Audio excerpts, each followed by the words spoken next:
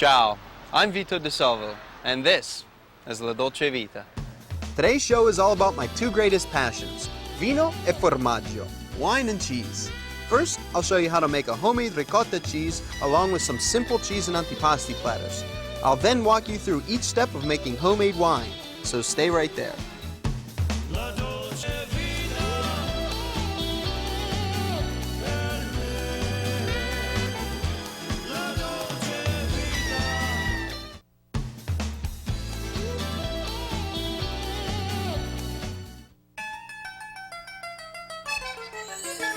Ciao, Vito. Ciao guys, how are you today? Good. Alexis? I'd like to introduce you to two friends of mine. This is Doug Moorehead of Country Wines and Presque Wine Cellars, and Alexis Heartung of Country Wines, the manager here.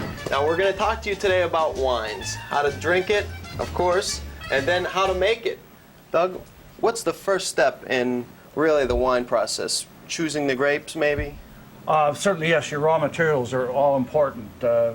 You cannot make, as they say, silk purses out of sow's ears. Mm-hmm. You have to start with good sound fruit. You have to pick it at the right time or get juice that's somebody else has done that with. And what is the right time for picking grapes? Well, in California or in Pennsylvania, grapes tend to ripen in September and October. It's late in the season. I make wine at home. I've made wine since I was a little kid, and we don't use any chemicals. We make it the old-fashioned way, just my dad, just for the fun of the family, getting together, trying to make wine.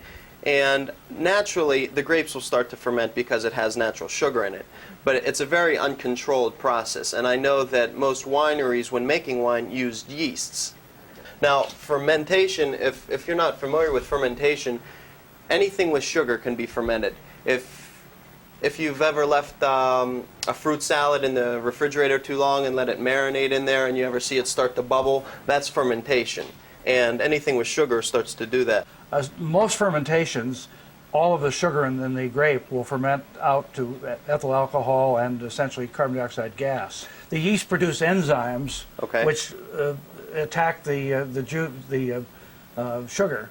Okay. And the sugar is then converted to, as I say, ethyl alcohol plus carbon dioxide gas, which would go off into the atmosphere. So then the sugar in the grapes would turn into the alcohol, correct? Right. Over a period with red wines, which usually are a little bit warmer, and it may take 1 to 2 weeks to ferment. Okay. Whites could take as much as 2 to 6 weeks, especially if they're fermented at cooler temperature. Once fermentation is over, air becomes the enemy of wine. Right. So you need to have a filled container that's impervious to air. Stainless steel is very good on that. Of course, oak barrels are very traditional and have a lot of pluses. Add a lot of flavor? Yes, you have extractives in the wood that affect the wine, and you also do have a very, very small amount of air passing through the walls of the wood. Normal barrel of, say, 50, 60 gallon, which is about the ideal size, the amount that goes through is just about right to give you what we call maturation without oxidation or spoilage. If you didn't have a wine cellar in your house, where would you store wines? In a refrigerator or in just a cool, dark place? What would be the best? A closet would certainly be one place to consider because it's out of direct sunlight. Okay. Even with the colored bottles, it's still better to have them out of sunlight altogether if you can. And how long, if they're stored properly, how long will most wines last to be able to drink before they turn? Because obviously they could still turn in the bottle as well. That's true. If stored improperly or... If carefully made, most whites, 5, 6, 8 years, wouldn't you say? And some reds can go longer because reds you have tannins that you extract from the skins which act as an antioxidant and help give you longer life on those.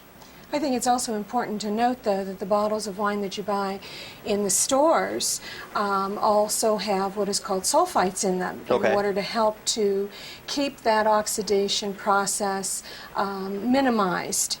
And if you are making your own wine, small but judicious additions of that sulfite will help to extend the shelf life of your homemade wine. Okay. Most wines are probably as good as they're ever going to be within a year to 2 years. Okay.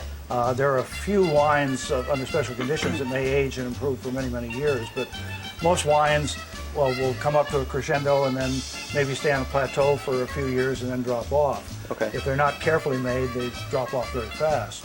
All right, guys. Well, thank you very much. I'll be back to get up my supplies when we're ready to make some wine. Great. Take care. Ciao, Ciao, Vito. Vito. Hello, Mr. DeLallo. Hey, ciao, Vito. How are you today? I'm great. How about you? Good, really well. How can I help you, Vito? Well, I'm having a little party. I'm having a little winemaking party. Having some friends over, so I'd like to put together a nice cheese platter. Sure. So I wanted to see if you could give me a couple different things, maybe some hard cheeses, some soft cheeses. Sure, we'd be glad to help you, Vito.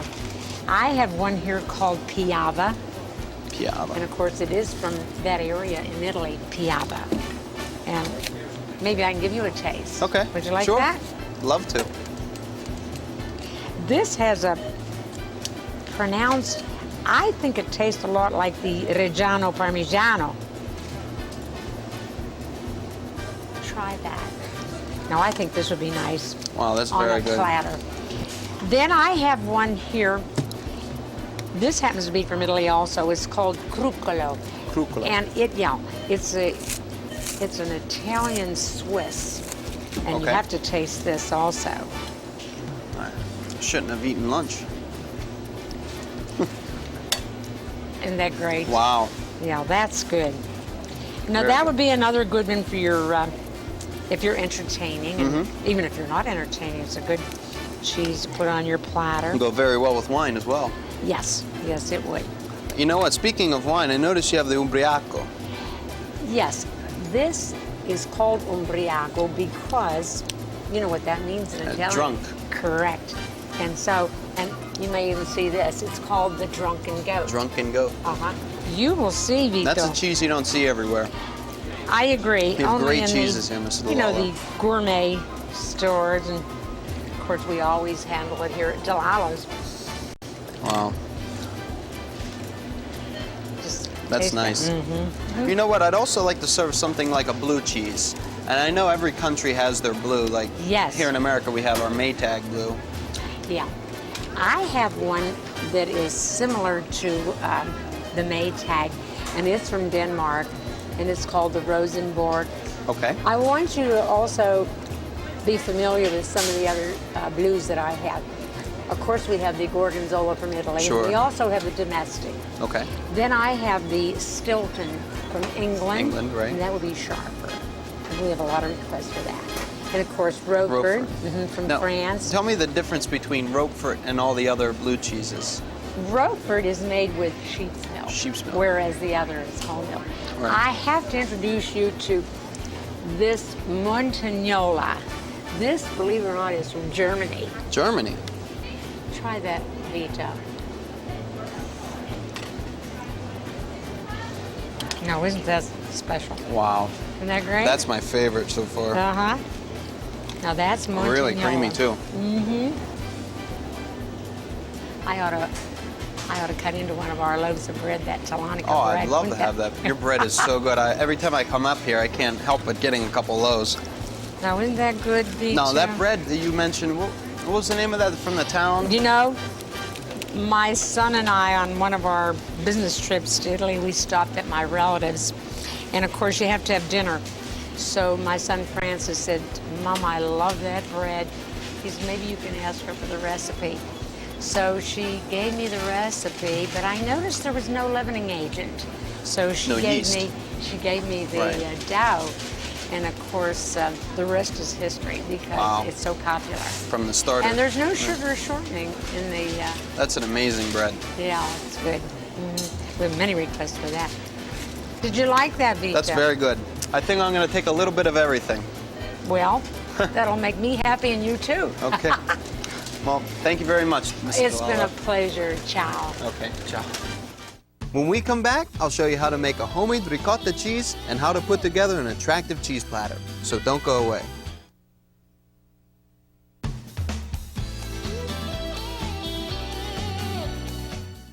So we're going to be making some cheeses today, a little antipasti platter to go along with our winemaking. So right now I'm going to show you how to make first a fresh ricotta, okay? So what we're going to need for that is one, you want to take about 2 tablespoons of bleach and about 2 quarts of water and really clean all your utensils and anything you're going to use that's this going to touch. So then you want, after you clean that, you want to take about a gallon of milk.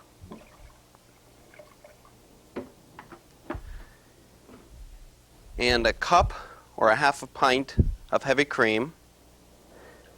And you want to bring that up about 212 degrees, which is boiling, but you really don't want it to bring it just right before that. 200 degrees is perfect, but you want to make sure not to scald the milk, okay? And be careful not to walk away from this because it could overboil.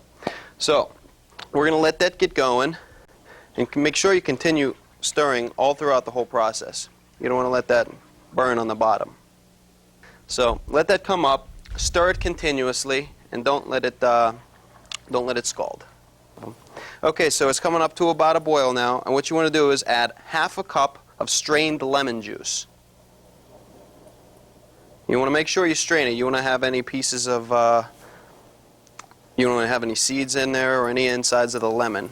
And what's going to happen is you're going to see that's going to curdle. You see that curdling? That's separating the water from the milk solids. So you want to bring it back to a boil, then turn it off, and it'll only take about 20 seconds to recover that boil. Turn it off, cover it, and let it sit for 5 minutes. Now what we want to do is strain it. Now for that we have a cheesecloth. If you can't find one of these, you can use a coffee filter. So we're going to put that over a strainer into another pot, and you want to make sure that this cheesecloth, you want to rinse that first because that has a lot of starch in it. You want to get that out. So what we're going to do is take our curdled milk,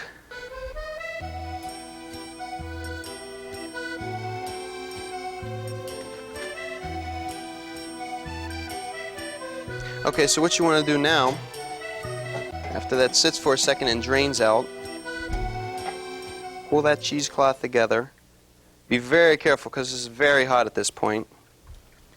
Try to wring out as much as you can. And what you want to do is tie a piece of string around that. And you can just hang it to the top of your sink until it cools down a little. Letting gravity actually let that keep dripping through. And then after that you can open it up and season it. And like this would be a fresh ricotta, and you can use that for any type of, if you wanted to make a lasagna or something like that. Now if you put it in the refrigerator for at least a day, at least 2 days, that would become a ricotta salata, and it becomes a little harder, which we have here.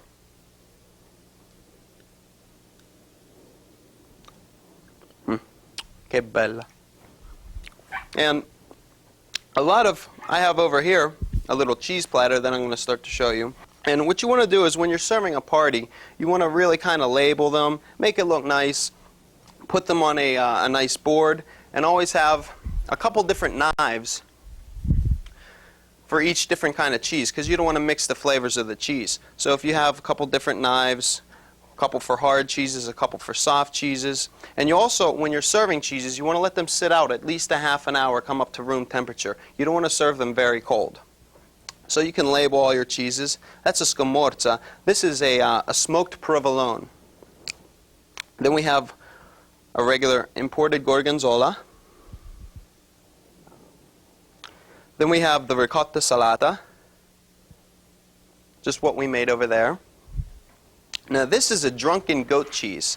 This goat cheese is taken from, after when they make wine, they have the grapes, the mash left over, and what they do is they cover that whole cheese in that and let that age in that. And they really pick up some of the flavor of the grape. Then we have a crema provata. This is from Greece. Now we have one more cheese for you today. I'm going to show you. This is a Swiss, not a Swiss cheese, but a Swiss-made cheese. Now this cheese, let me show you it, has a rind, an orange rind on the outside, white on the inside. Now you can buy this at many places, but you have to buy this little tool to use this cheese. It's very neat, and if you had this at a little party, people talk about this all the time. Just punch this right down the middle. Okay, put the little handle on top. And you don't have to worry about peeling it. What we're going to do is you just spin it around, pressing very lightly, and it makes almost like a rosette. See that? And what happens is the outside just peels away naturally, falls onto the edge. The name of the tool that's used is called a girolè because it goes around. Giro in Italian means to go around. So that's why they call this a girolè. We're going to set that one right there, and that's always a winner. Now what I do just to finish this up is you want to take a really good aged balsamic vinegar. Usually I don't do too many things with cheeses. If you would like, put in the center a little bowl of honey or little different marmalades, I think that's great.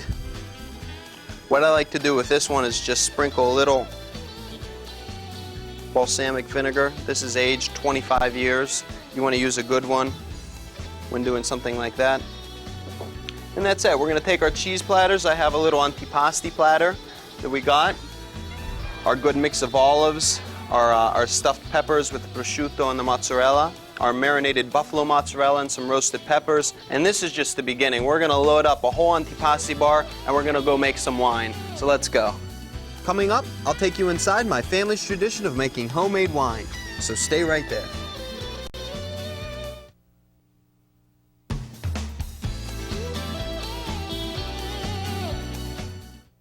Welcome back.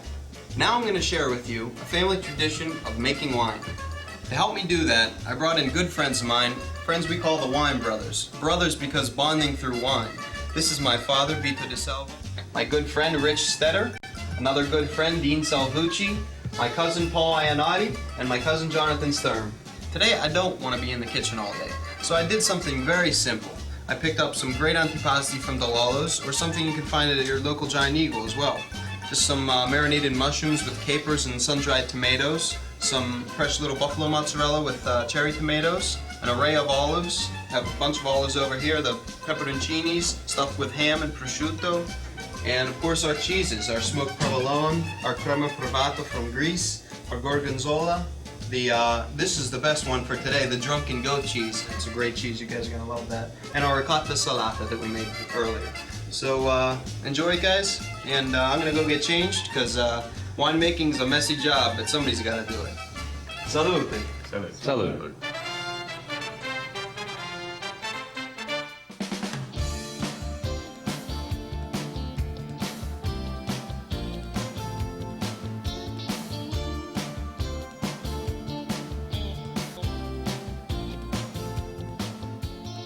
Now this is the first step in the winemaking process. We have to crush the grapes. So to do that, aside from one of the most traditional ways of crushing grapes, stomping on them with your feet, we're going to use a hopper.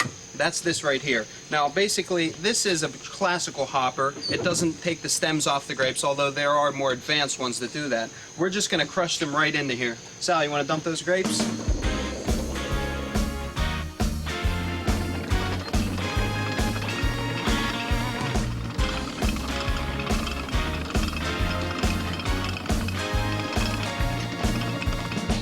Okay, so after the grapes have been crushed, you have to let them ferment. Now what the fermenting process is turning the sugar in the grapes into alcohol.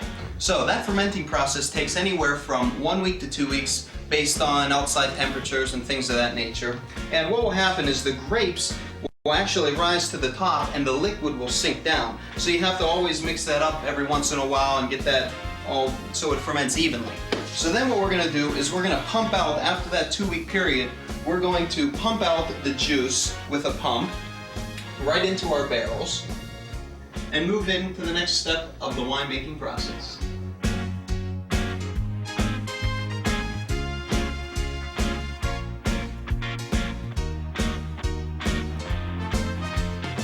Okay, so we put the mash into our press now, and we're going to basically press these down so every last drop of juice comes out. Guys, Jonathan, let's get the wood on there.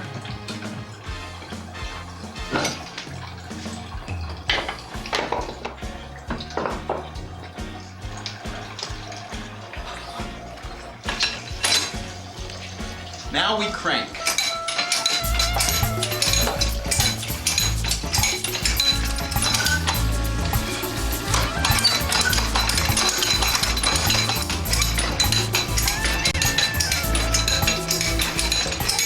juices are flowing.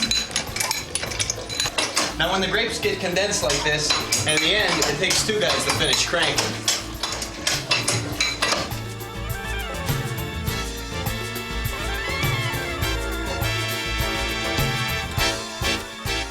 So now all of our wine has been put into the barrels. Now grapes generally come into season and ready to make wine around September and October. So at the earliest to be able to drink this, it'd be ready around the late spring. Now, sometimes we leave it in up to 1 year, even 2 years. Of course, leaving it in there up to 2 years just ages the wine a little better. Now there's two real enemies of wine, heat and air. So you want to keep those both out of it. That's why we have air lockets on, so any air comes out of that and no air gets in. Now, you have to do a filtering process during this year period. And basically what you want to do, what we call is racking. And what that is taking one tube and pulling the wine out of one barrel and putting it to another, leaving in any sediment that would form at the bottom of the barrel. Now, we do this basically 2 or 3 times a year. So that's pretty much our filtering process. And after that, we can bottle it and drink it. And that's how you make wine. Thanks for watching. I'm Vito DiSalvo. We'll see you next time on the Dolce Vita. Salud. See the world spinning by. Jump on in for the ride. It's a life oh so